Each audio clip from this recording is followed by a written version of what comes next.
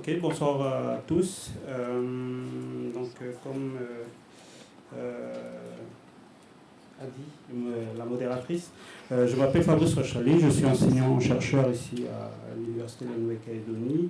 Je me suis intéressé aux travaux de l'ENARC pour tout ce qu'il a apporté aux langues kanak. Donc ça fait bien la transition avec mon collègue Patrice qui parlait précédemment. Simplement pour mettre en évidence tout ce qu'il a pu apporter dans la dimension linguistique. Cette contribution, à mon sens, a beaucoup contribué à faire avancer la description des langues kanak. Et je vais essayer de montrer en quoi l'ENARC a apporté peut-être des choses intéressantes pour nous aujourd'hui dans la description linguistique. Je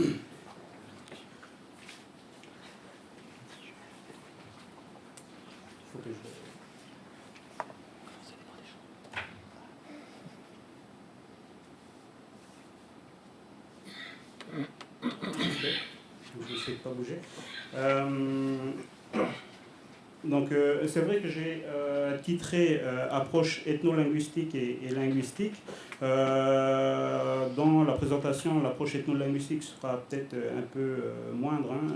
Je vais plutôt me concentrer sur les aspects linguistiques. Modestement, je vais apporter une petite contribution, notamment sur les aspects linguistiques. Je ne connais pas suffisamment les travaux de l'ENARC pour prétendre dresser un portrait exhaustif de tout ce qu'il a pu apporter, notamment dans le domaine linguistique. Simplement donner à voir tout ce qu'il a pu apporter, lui, dans le domaine linguistique. Alors j'ai repris cette phrase de Frédéric Ognan, ici présent, qui présentait son bouquin l'année dernière et qui parlait de Maurice Lénart, qui, dans les rues de Paris, s'adressait à ses enfants et à sa femme en indjeu. Donc en fait c'est une langue qui l'a profondément marqué, mais marqué aussi dans le sens où il s'est approprié cette langue et il l'utilisait couramment. Donc c'est vrai que quand on apprend une langue, généralement on a tendance à revenir à sa langue maternelle quand on discute en famille. Non, lui il utilisait la langue régulièrement, mais dans son quotidien, c'est-à-dire que la langue faisait partie vraiment de la famille. C'est une langue qu'il avait adoptée. Ce qui était peut-être intéressant pour Lénart et pour nous, dans la manière dont ça doit nous inspirer linguistes, c'est qu'il connaissait la langue, mais connaissait profondément la langue, parce que au-delà des aspects linguistiques, il allait en profondeur sur l'étude des aspects justement ethno-linguistiques, c'est-à-dire le rapport entre la langue et la culture. Donc je vais peut-être parler assez vite de ma conclusion, mais c'est simplement pour dire que on n'utilise malheureusement pas assez cette dimension, c'est-à-dire utiliser la langue pour la compréhension de la société. Et c'est peut-être ce qu'il a essayé, lui, en son temps, de faire. Et moi, personnellement, c'est quelque chose qui m'inspire beaucoup. Donc, utiliser la langue, beaucoup parleraient d'étymologie populaire, mais quand on observe la langue, on voit tout de suite que dans la langue elle-même, on arrive à déceler un système assez complexe de représentation. Et donc, interroger la langue, c'est finalement pouvoir avoir un accès direct à la culture, mais plus précisément à un système de pensée particulier. Okay, donc je vais aborder juste 3 points. Donc enjeux ethno-linguistiques pour Lénart, donc en quoi c'était important pour lui de travailler cette dimension-là. L'œuvre linguistique de Lénart, donc il en a été question précédemment, donc je vais essayer de compléter dans mon propos et enfin conclure par une conclusion, simplement rappeler les quelques points et dresser quelques perspectives, notamment inspirées des travaux de Lénart. Donc, quand je disais tout à l'heure qu'il utilisait régulièrement la langue, c'est qu'il écrivait lui-même en indien et correspondait beaucoup, hein, donc ça a été dit aussi précédemment, en langue indien. Donc, pour les peuples, le peuple kanak notamment, hein, d'utiliser la langue de manière écrite, c'était quelque chose d'assez nouveau, mais lui le faisait aussi régulièrement dans ses correspondances épistolaires, comme on l'a vu aussi précédemment. Donc, comme je disais tout à l'heure, l'enjeu de l'ethnolinguiste qu'il était d'une certaine manière, c'était de pénétrer suffisamment la pensée kanak de manière à évangéliser, c'est-à-dire convaincre les personnes douées d'une culture différente de s'approprier en fait les pensées d'une toute autre culture. Je pense que sur le principe, il avait accepté assez aisément le fait que traduire, c'est de toute façon trahir. Et donc, les missionnaires de l'époque, et Maurice Lénart n'échappe pas à la règle, hein, donc les missionnaires protestants, que je fais souvent un rapport avec les protestants sur l'IFU, ont utilisé au fait cette technique qui consiste justement à mobiliser les forces en présence, hein, notamment les premiers convertis et les natas, pour faire tout ce travail de traduction. Hein. Donc, mais ce qui était intéressant dans sa démarche, c'est d'aller en profondeur, interroger les concepts religieux et puis essayer de trouver hein, dans la culture, d'arriver ce qui correspondait le plus à la pensée, de manière à ce qu'il y ait facilité finalement d'accroche sur ces différents concepts.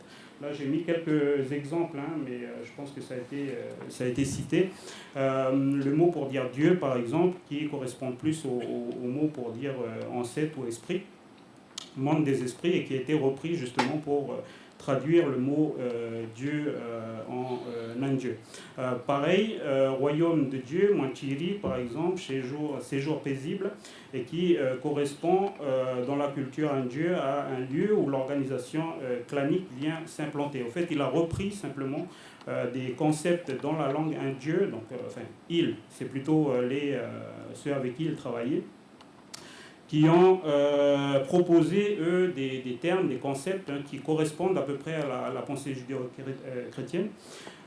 Mais ce qui était fort, c'est quand même l'interpénétration finalement des deux cultures, parce que lui, il avait besoin de se faire comprendre hein, des gens avec lesquels il travaillait, mais en même temps, les gens avec lesquels il travaillait devaient le comprendre lui, comprendre le concept en profondeur pour pouvoir traduire, donner la meilleure traduction possible. Hein.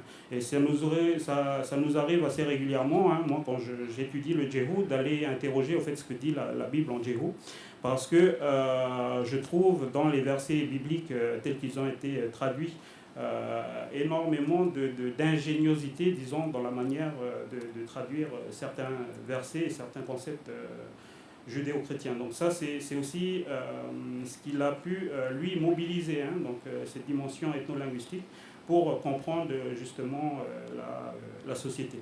Donc, et ça fait écho finalement, c'est un peu ce que mettaient en application les missionnaires protestants, mais qui venaient simplement des réformes protestantes qui visaient justement à traduire au maximum la Bible pour la diffuser, notamment dans les pays évangélisés.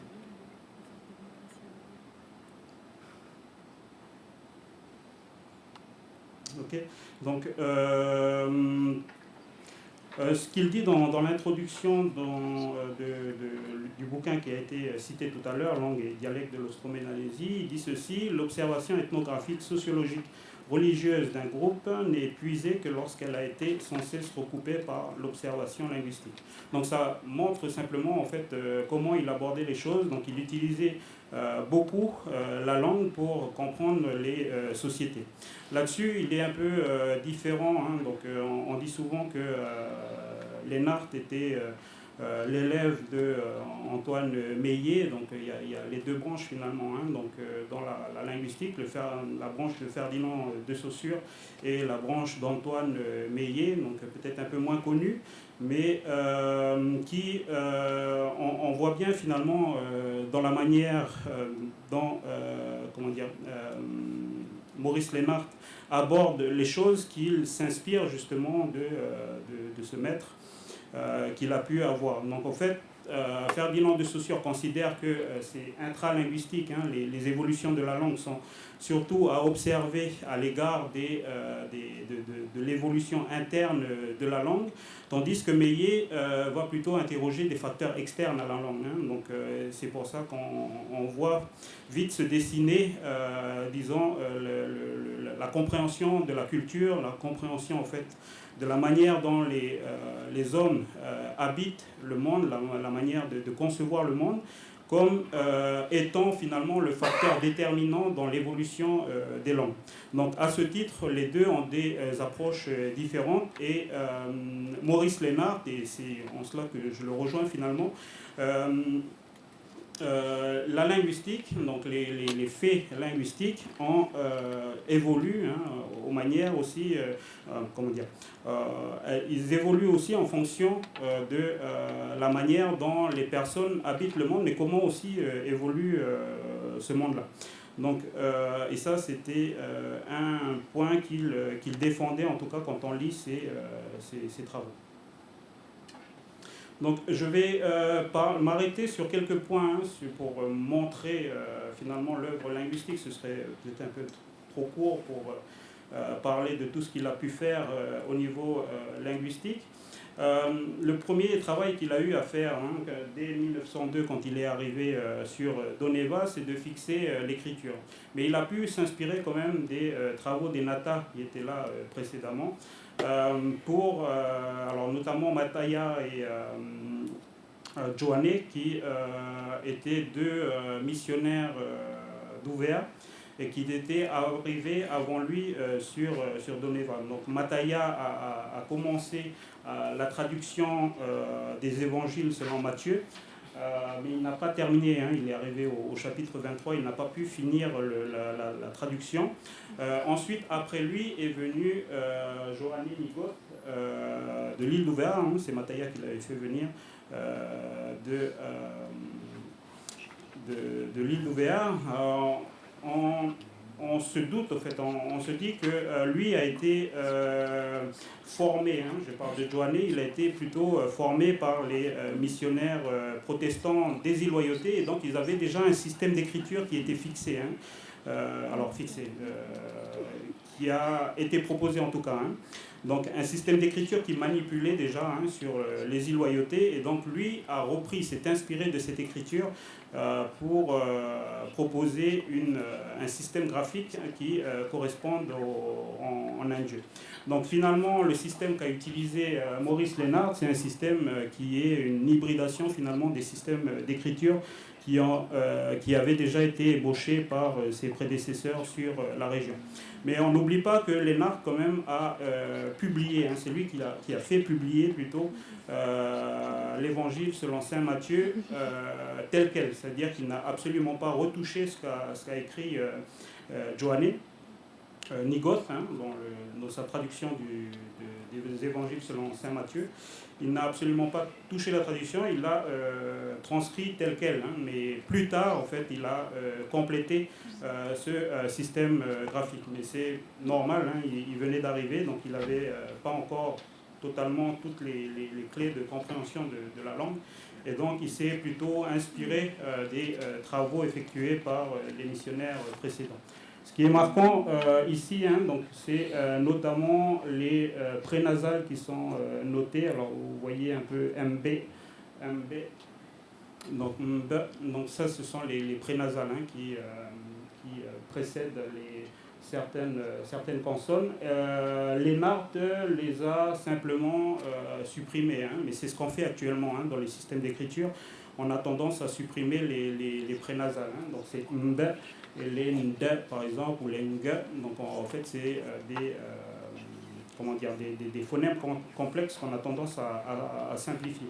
Donc lui, il était déjà en avance là-dessus, hein, c'est ce qu'on a tendance à faire aujourd'hui, mais lui, il le faisait déjà dans son système d'écriture. Donc simplement pour lui, le but c'était d'aller vers une écriture qui soit le plus simple possible, notamment pour écrire à la machine à écrire, etc.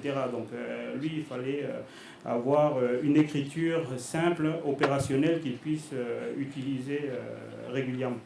Donc c'est ce qui le préoccupait, donc c'est pour cela qu'il a simplifié le système d'écriture, et il n'est pas différent, disons, du système d'écriture qui est actuellement utilisé en indien. Alors, l'œuvre linguistique peut-être le plus notable en indien, c'est le vocabulaire, hein, la grammaire qu'il a publiée en 1935 à l'Institut d'ethnologie. Ce qui est intéressant dans sa démarche, c'est que la phonologie, elle est appliquée. C'est-à-dire qu'en fait, même si on dit que c'est l'élève d'Antoine Meillet, lui, il observait la langue et il la décrivait, en fait, avec simplement ses mots et sa manière, finalement, d'appréhender les choses. Il n'avait pas, quand j'observe tout ce qu'il a pu écrire, il n'avait pas tous les outils, disons, ou toute la métalangue que l'on connaît actuellement, mais avec simplement les outils qu'il avait, il arrivait quand même à se faire comprendre. Donc l'objectif, c'était ça aussi pour lui. Hein. Donc il ne voulait pas non plus rendre, parce qu'il s'adresse forcément à ses pairs qui ne sont pas forcément dans la discipline non plus. Donc son intérêt à lui, c'était plus de se faire comprendre. Et donc, comme c'est expliqué ici, quelques langues de Calédonie ont un ton musical très caractérisé, et on a l'impression d'un aboiement qui se calme et reprend. En fait, c'est comme ça qu'il décrit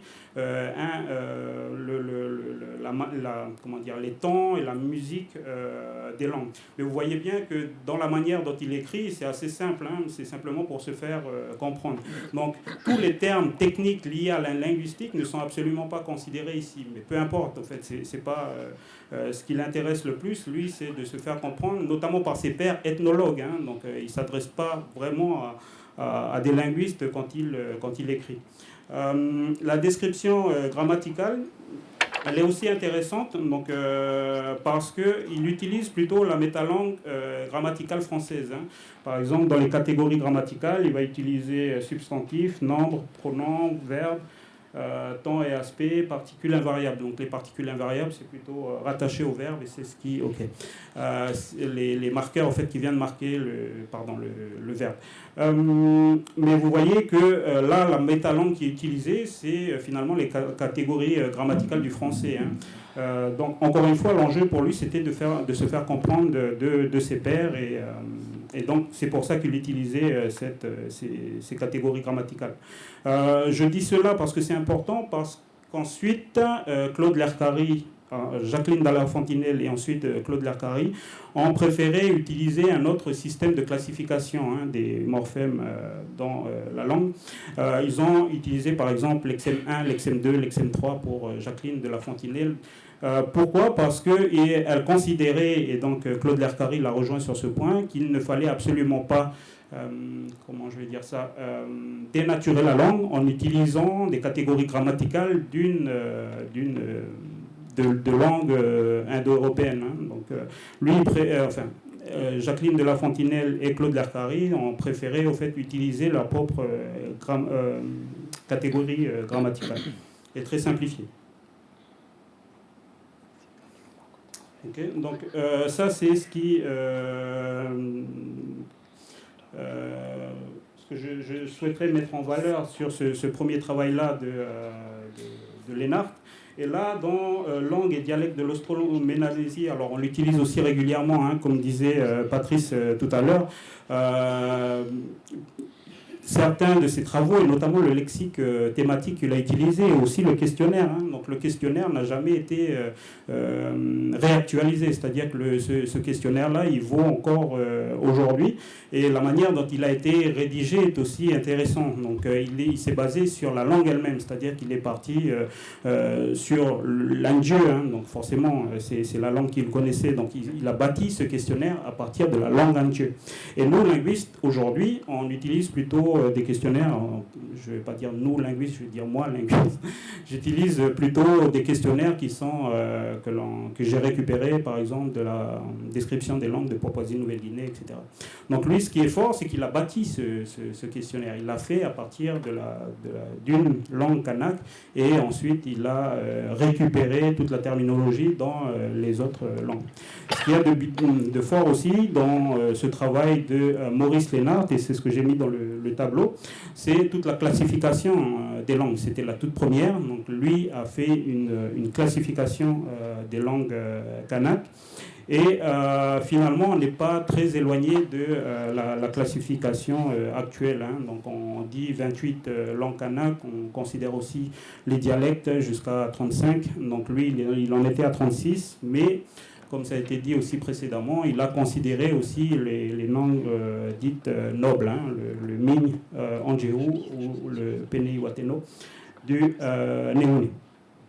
Après, il y a aussi des ajustements qui ont été apportés par les linguistes par la suite, hein, donc, notamment Audricourt. Hein.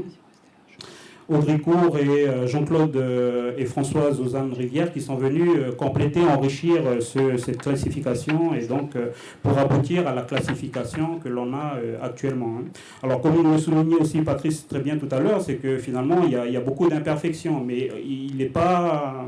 Par rapport aux travaux menés par des linguistes, c'est pas si éloigné que ça. Hein. Donc c'est ce pourquoi on peut quand même rendre hommage au travail qu'il a pu réaliser. Lui d'ailleurs ne se décrivait pas comme linguiste, hein, donc à la limite ethnologue, mais il ne se considérait absolument pas comme linguiste. Donc, mais ce qu'il y a de fort dans le personnage de Maurice Lénart et notamment son œuvre dans la partie linguistique, okay.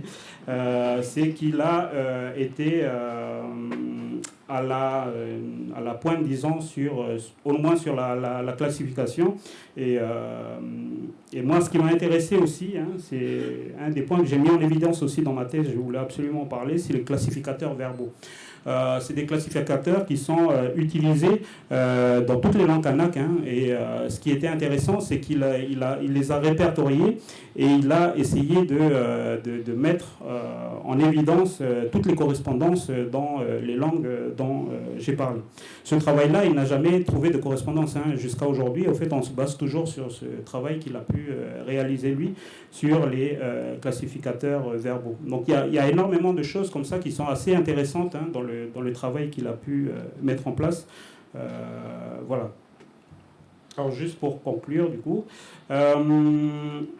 Donc, Maurice Lénart, quand même, il occupe la chaire de linguistique à l'INALCO depuis 1944.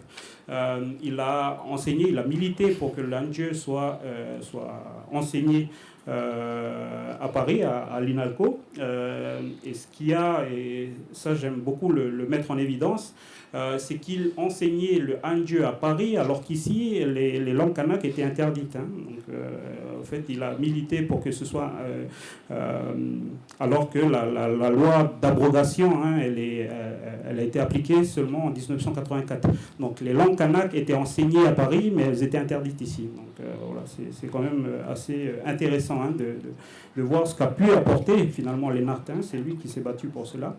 Maurice Lénart, un linguiste appliqué, donc comme je disais tout à l'heure, c'est plus un ethnographe, lui, il va sur le terrain, il observe et il décrit simplement. Hein. Donc c'est pour ça que je parle de linguistique appliquée. Donc lui, il n'est pas dans la théorie, etc., même s'il en fait mention, mais ce qui lui importe le plus, c'est plus d'aller sur le terrain, de rencontrer des gens et puis travailler avec les vieux, etc., la description linguistique. Et impliqué parce que forcément Maurice Lénart a été un grand défenseur aussi des langues kanak. La dimension ethno-linguistique pour moi elle est importante et elle est trop peu investie, donc ça je voulais absolument le mentionner et le dire en conclusion. C'est un domaine de recherche qu'il faut absolument mettre en évidence dans les travaux ici, notamment en Nouvelle-Calédonie, parce que comprendre une langue, c'est donner accès finalement à un système de pensée. Et donc, il n'y a pas de meilleur véhicule que la langue. Merci.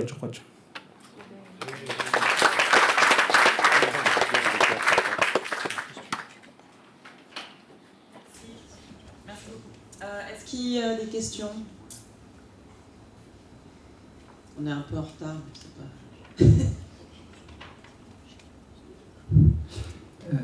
Merci Fabrice pour votre exposé. J'aurais envie de rebondir sur votre conclusion, sur votre dernière phrase, la langue comme vecteur pour accéder aux représentations culturelles. Dans les années où Maurice Lénard travaille, les années 30, il y a une hypothèse ethnolinguistique qui est un peu qui est beaucoup discutée, c'est l'hypothèse Sapir-Whorf, qui fait découler directement les représentations mentales des catégories linguistiques. Est-ce que vous savez si Maurice Lénard la connaît, s'il la discute? Est-ce qu'on trouve trace de cette hypothèse-là dans les recherches ethnolinguistiques de Maurice Lénard? Non. Enfin, moi, à ma connaissance, j'en ai pas connaissance. Pour être clair, je ne sais pas si Patrice a des éléments. C'est difficile de savoir, puisqu'il n'y a pas de traces, mais ça paraît difficile de penser qu'il ne l'ait pas connu. Parce qu'il travaille avec Mauss, qui est un grand lecteur, y compris de Sapir et de Whorf.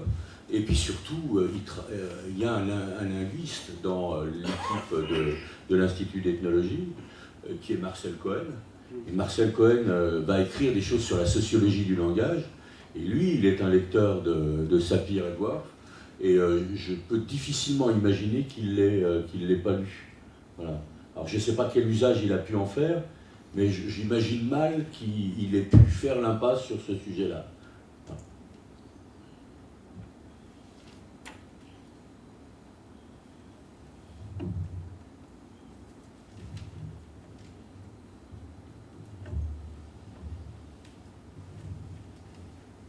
On ne sortira pas de la salle tant qu'il n'y aura pas une autre question.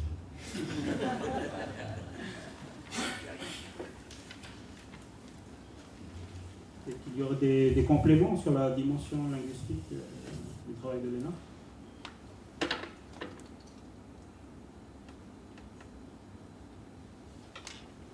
En fait, moi, j'aurais peut-être une question, mais qui va peut-être être complètement à côté.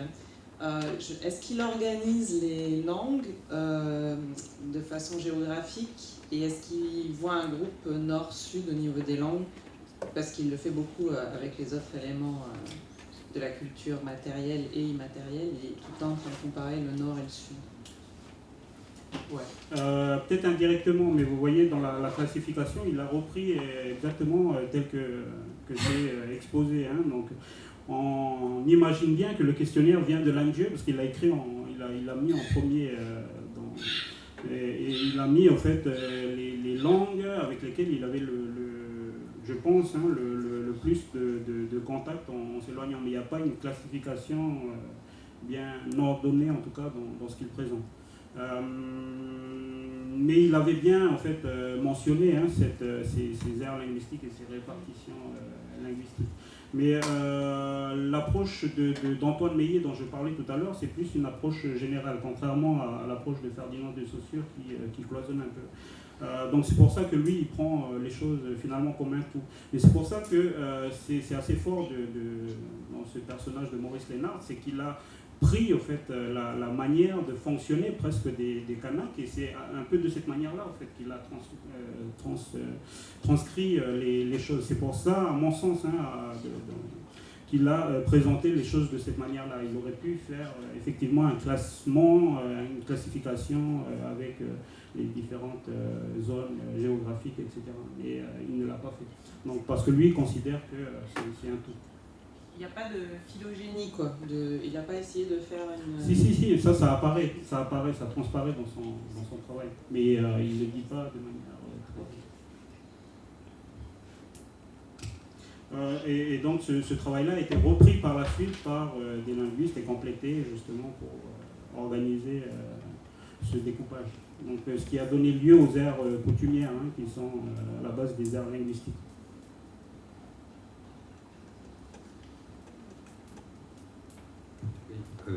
Pardon, je ne sais pas s'il a travaillé lui-même sur le yai. J'ai l'impression que le yai a été noté à Monéo avec le pasteur Oupinouroubi, qui en principe devait travailler aussi sur le faga ouvert. Mais apparemment, il ne s'est pas senti suffisamment capable de le faire, et j'ai bien l'impression que personne n'est allé enquêter à Ouvert, sur le faga ouvert. Mais peut-être qu'il faisait exprès de ne pas le mettre dans la liste. Il a dû considérer que ce n'était pas une langue kanak, même si elle était parlée par des Kanaks. Ouais. Et il ne parle que du yai. Avec le, parce que dans son... alors il me semble que c'est Joanne, je ne sais plus si c'est Joanne ou Mataya qui parlait Faga Ouvea. Il venait de l'île d'Ouvea, mais l'un d'eux parlait le Faga Ouvea. Donc lui, il a eu cette proximité aussi avec la langue, le Faga Ouvea. Donc il aurait pu. Ce que je dis, c'est qu'il a eu des contacts avec des personnes qui parlaient cette langue-là et auprès desquelles il aurait pu enquêter et collecter des données.